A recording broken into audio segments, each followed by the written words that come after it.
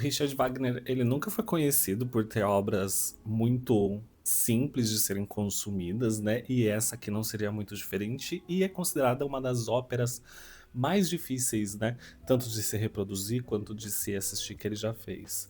Mas na verdade eu acho que ela não é tão difícil assim, eu acho que é muito mais por conta de que ninguém nunca teve coragem de falar pra ele que ele é um puta de um chato do caralho e de que ele não precisa se levar tão a sério assim, que as coisas não precisam ser do jeito dele, que ele podia cortar um terço dessa peça, que ia ser perfeita. Mas antes que você me xingue, porque eu tô xingando o Richard Wagner aqui, se inscreva aqui no canal, né? Olá, meu nome é Marcos Diniz, Coisa no Final. Aqui a gente fala e faz arte voltada pro mundo de teatro, então eu tenho aqui, né, vídeos fazendo montagens e também falando sobre teatro no geral, né, óperas e balés.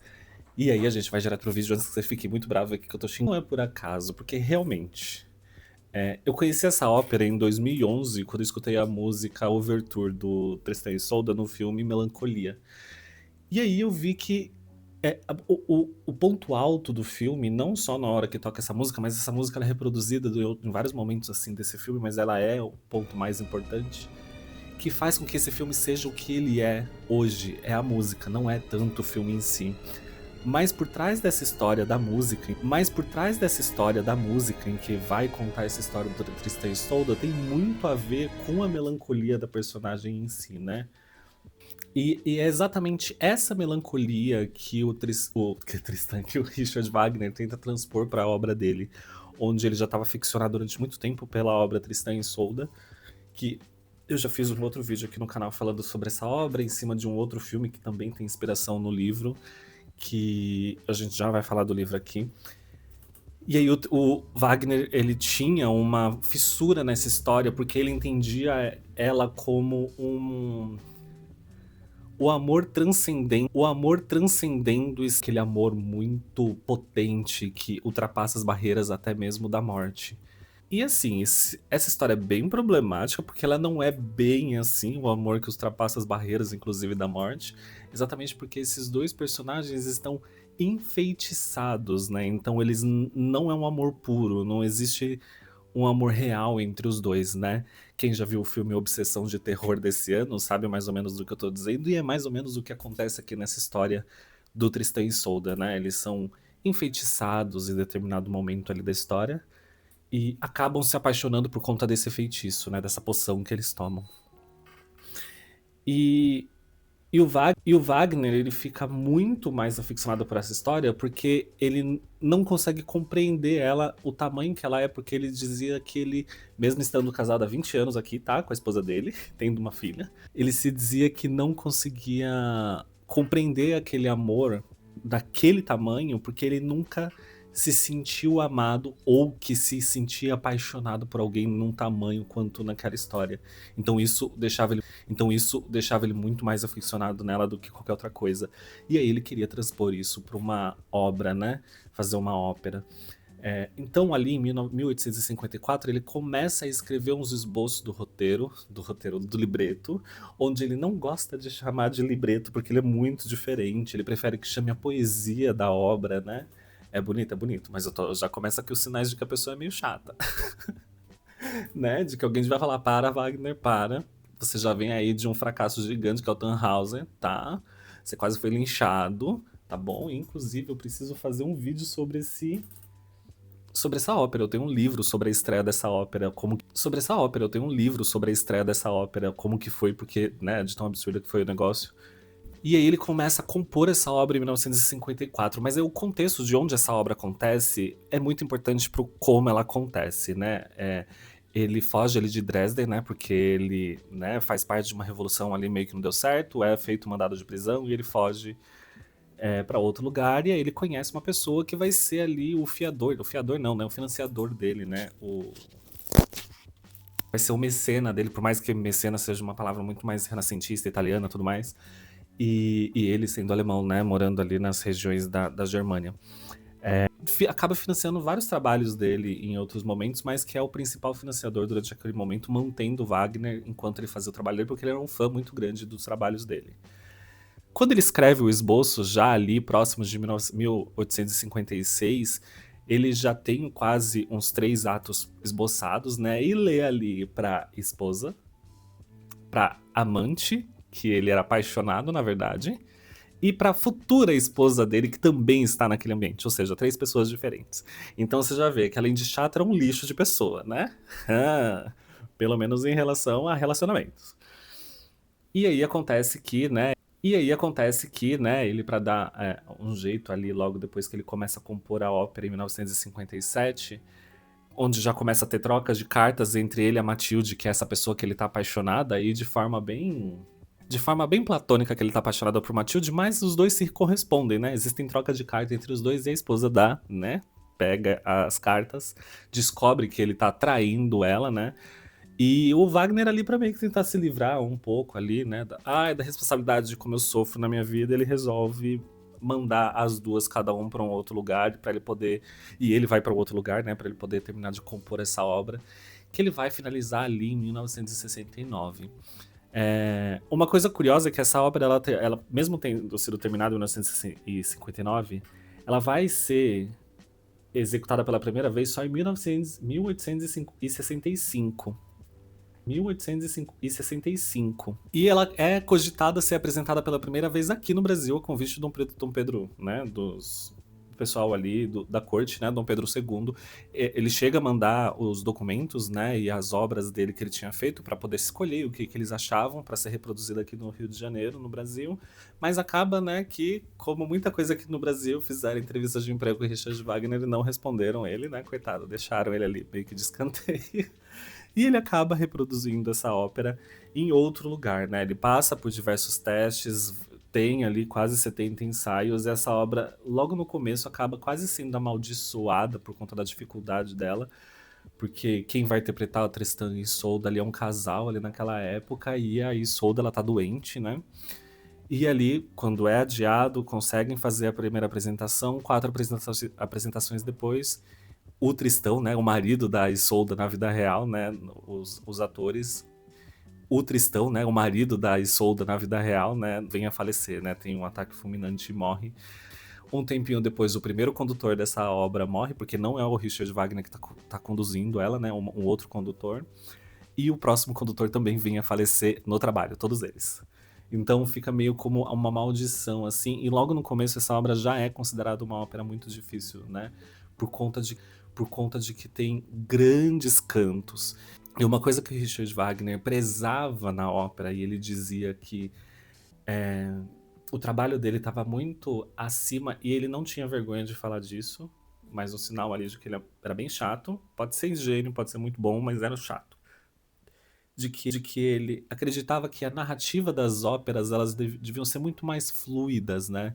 Elas não deviam ser só um conjunto de áreas cantadas ou de encenações propositais para que algumas áreas sejam encenadas. Tanto que essa ópera, ela é muito longa. E essa eu acho que é a pior coisa que pode prejudicar uma ópera. Independente de qual estilo, qualquer coisa que seja. Essa ópera, ela tem quase 4 horas. E assim, eu gosto muito dela, mas eu não consigo parar pra sentar e ver essa ópera na íntegra, porque ela tem uma barriga muito grande no meio. E muitas das coisas que acontecem no arco de Tristan e Isolda, por mais que eu sei que seja é uma história épica, né?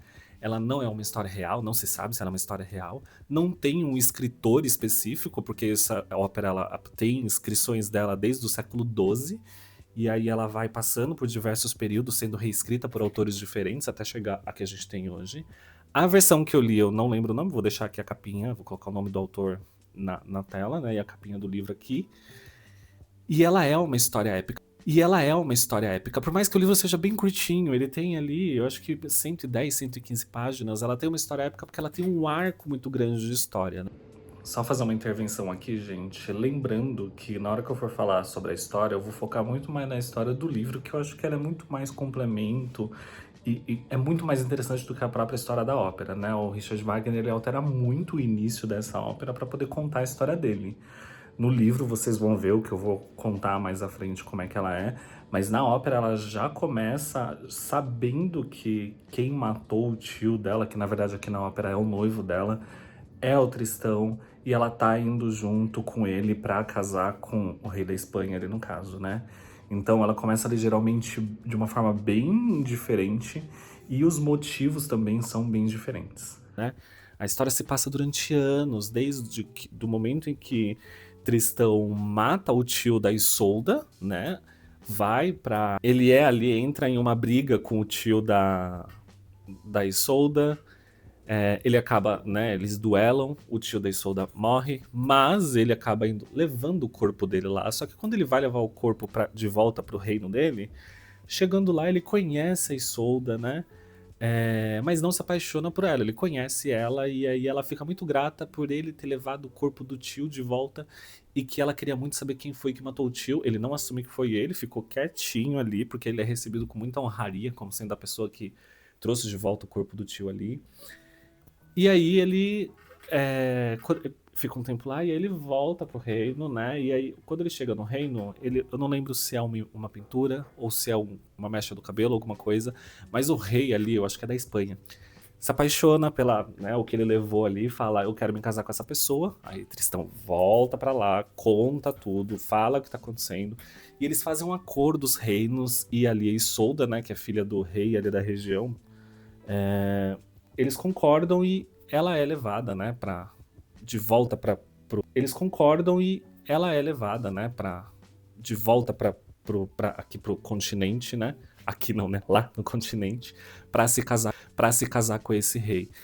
Mas sabendo que ela já sabendo que ela não ia se apaixonar por ele, e a serva dá pra a tia, se eu não me engano era a tia ou era a madrasta, a mãe da Isolda, sabendo que ela não iria se apaixonar, pra ficar tudo muito mais fácil pra ela, ela faz uma poção ali do amor e fala para ela, ó, você tem que tomar isso aqui junto com esse rei pra vocês se apaixonarem, já que ele é tão apaixonado por você, pra não ser uma coisa tão dificultosa pra você, aconselho você a tomar isso aqui junto com ele, vocês vão se apaixonar e viver uma vida feliz e sem essa pressão de você estar com uma pessoa que você não ama, né?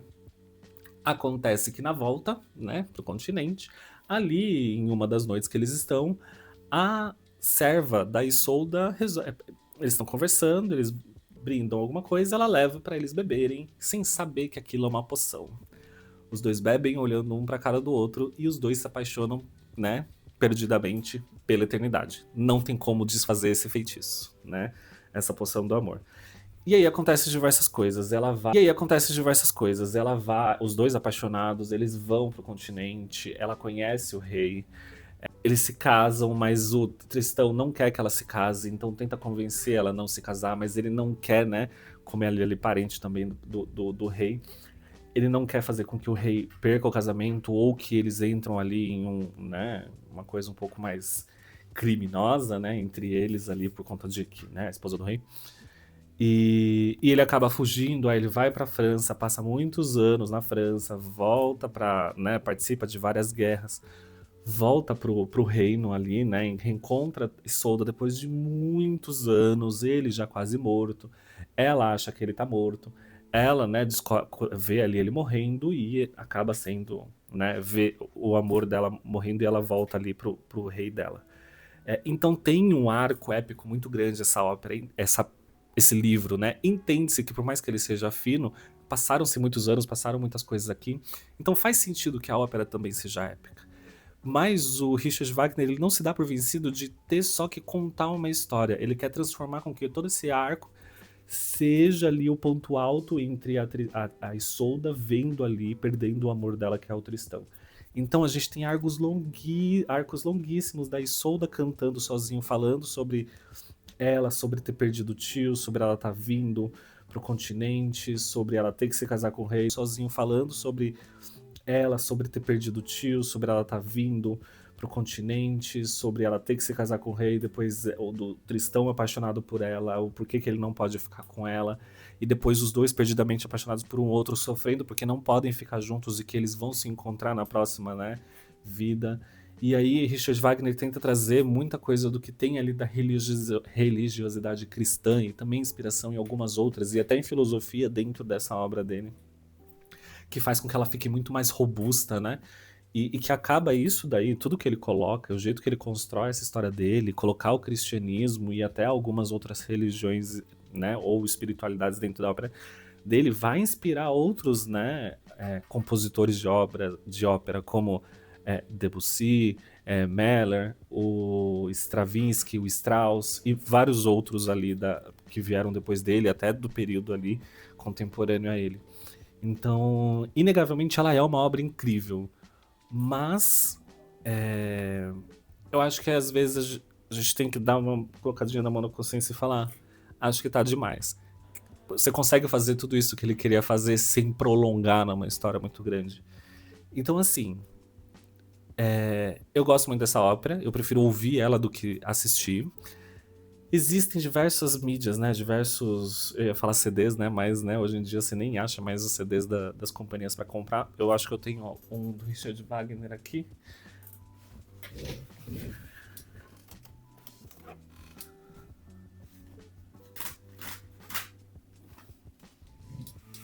Ah, eu tenho, mas é o Tannhauser. Mas o que eu recomendo pra você, a ópera, eu acho que ela vai estar em cartaz agora nesse mês de julho. Não sei quando esse vídeo vai sair, se é antes da estreia, depois da estreia dela. Mas aqui eu acho que tem uma ópera que você tem que ir preparado pro que você vai ver e pra ser uma ópera muito longa. Eu tenho certeza que você vai gostar. Ela, por mais que seja.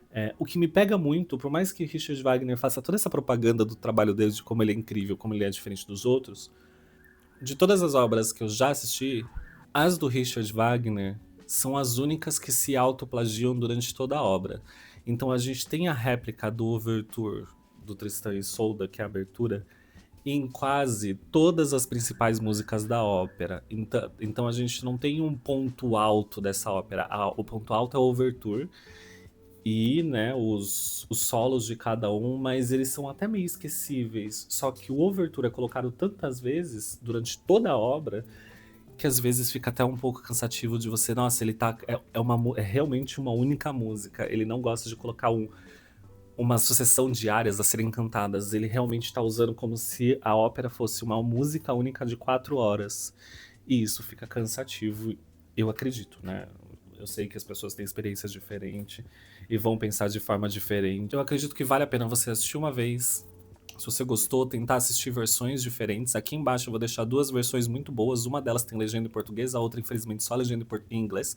É só você ativar ali a legenda que vai aparecer as legendas na ópera. E leia o livro Tristan e Isolde. Eu acho que o livro ele complementa muito do que está acontecendo ali na ópera e facilita muito o entendimento de todos os arcos que estão acontecendo ali durante a reprodução da peça. E me diz aí o que você acha dela, se você gosta dessa ópera, se você vai assistir no Teatro Municipal aqui de São Paulo. E eu juro que eu quase não fiz esse vídeo exatamente porque eu tenho um cansaço muito grande de assistir essa ópera, exatamente porque ela é muito longa, então eu tenho que assistir por partes, porque assistir uma vez presencial foi bem sofrido. Mas depois que eu ouvi a peça, depois que eu li o livro, eu passei a gostar muito mais dela.